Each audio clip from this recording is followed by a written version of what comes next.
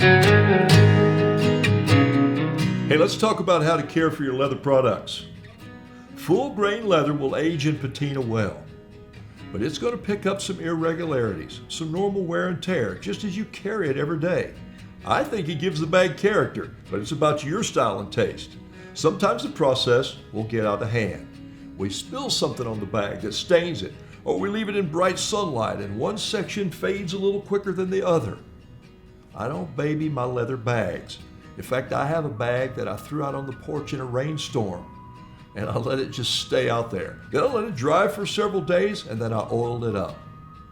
Buffalo Jackson has some great bags to choose from, but they also have some good products to help you keep your bag clean and fresh. Look, rain isn't going to hurt your bag. Cows stay outside, you know. The bag is probably tougher than you think. Maybe you've not used your bag in a while and it's been sitting in the closet, has some mildew or some spotting on it. Okay, let's get it back into shape.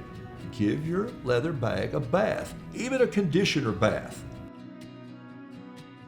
You can take your bag to a shop, or you can take a few minutes and learn to condition the bag yourself. In just a few steps, with the right tools and the products, you'll have your bag looking like new. Buffalo Jackson sells a cleaner and a conditioner for their bags, and we recommend the following. Use of rubber gloves. Look, these products aren't caustic to your skin, but they may stain it a bit. If your leather is just trail dirty, or city trail dirty, like the subway, the sidewalk, the coffee shop floor, then just wipe it off with a damp cloth. Good cotton does well for this.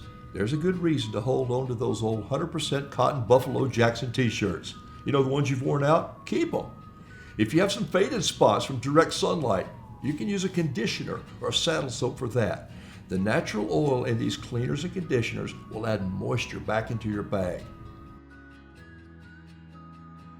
Always good to test a spot on the back of the bag first, like you would if you were using a spot remover on your new sofa. Follow the directions when you're working with these cleaners.